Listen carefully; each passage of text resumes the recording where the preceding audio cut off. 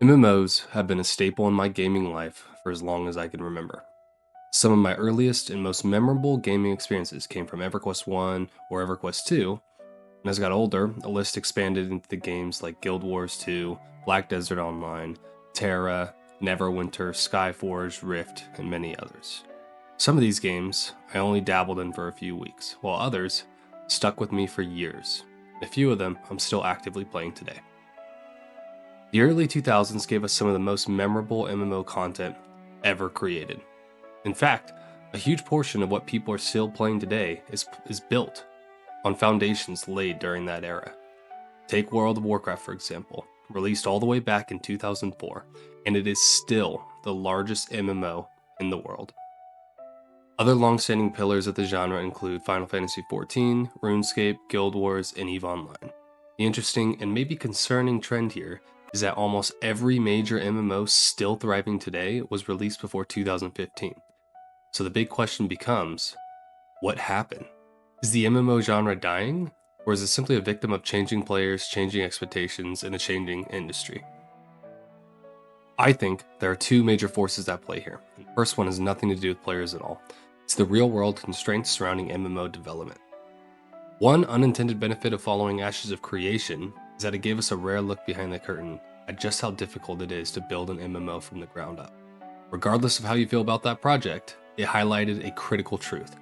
MMOs are a monumental undertaking. It can take 5, 7, sometimes even 10 years to properly develop an MMO, and that's just to get it out the door. After launch, developers then need years more to build enough content to keep players engaged. Let's go back to World of Warcraft for a second. The game didn't launch as a massive layered experience it is today. Its depth came from 2 decades of expansions, system overhauls, feedback loops, and constant iteration. That kind of complexity cannot be created overnight. It has to be earned over time. This is why so many modern MMOs feel empty at launch. It's not because developers failed, it's often because players are comparing a brand new game to one that has 15 or 20 years of accumulated content. Now, to be clear, poor endgame loops and shallow progression systems are legitimate criticisms, but that's a separate conversation entirely, and we'll save that for another video.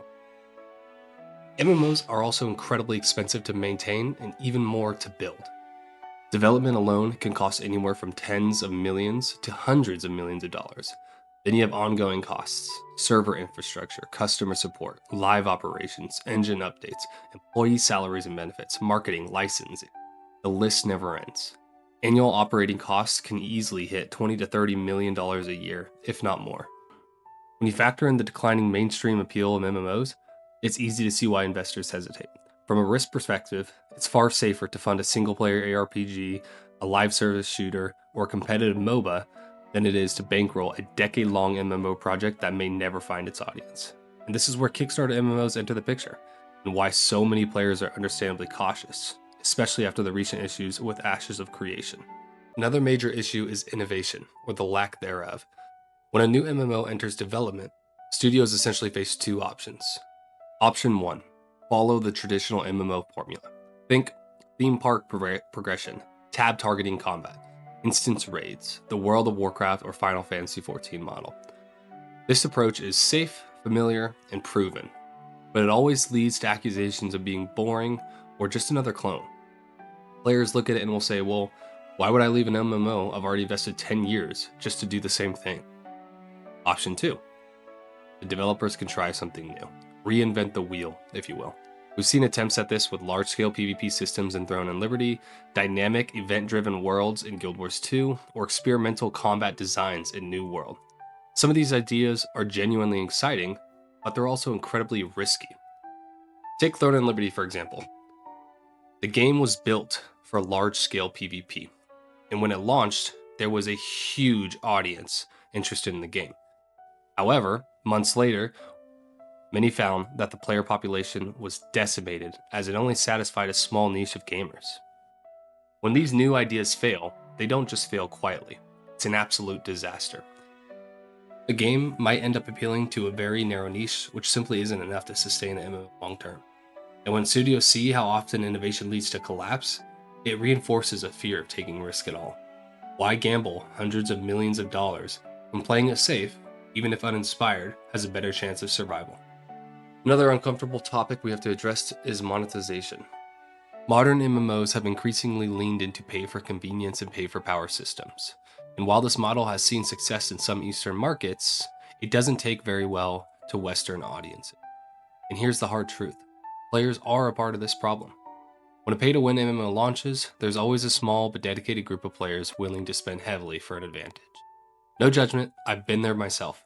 But when companies see that this works, they double down.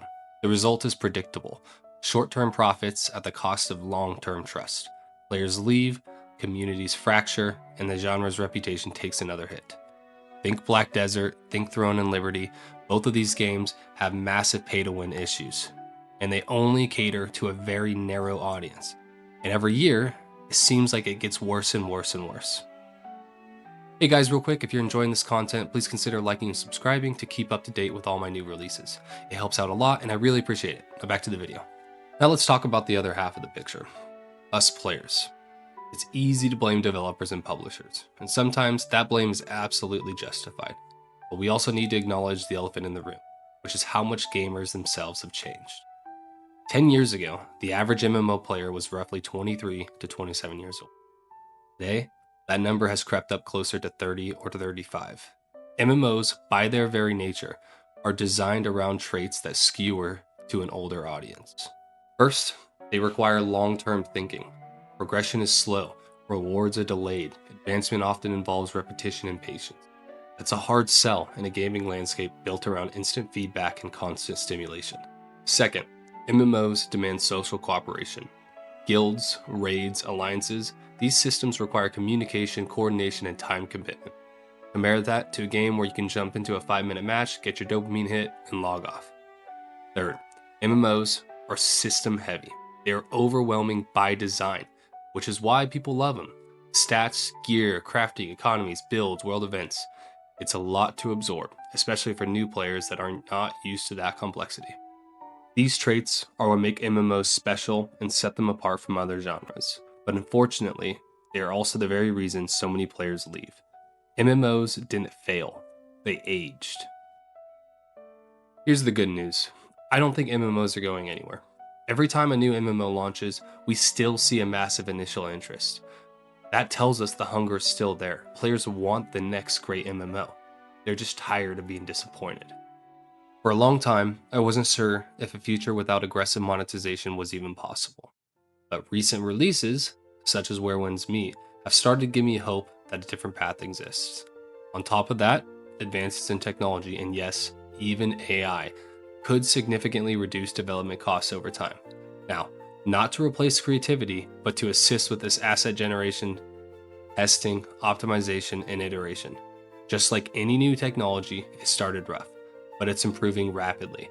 Think about the first AI-generated images and videos. They were awful, but lately, you can't tell the difference between AI or human-created content. Eventually, AI will find its place in mainstream gaming, and we just might be better off because of it. If studios can lower costs without sacrificing quality or trust, the risk profile of MMOs change dramatically. And if that happens, we might finally see the genre evolve, not by abandoning what made MMOs great, but by adapting those ideas to a new generation of players.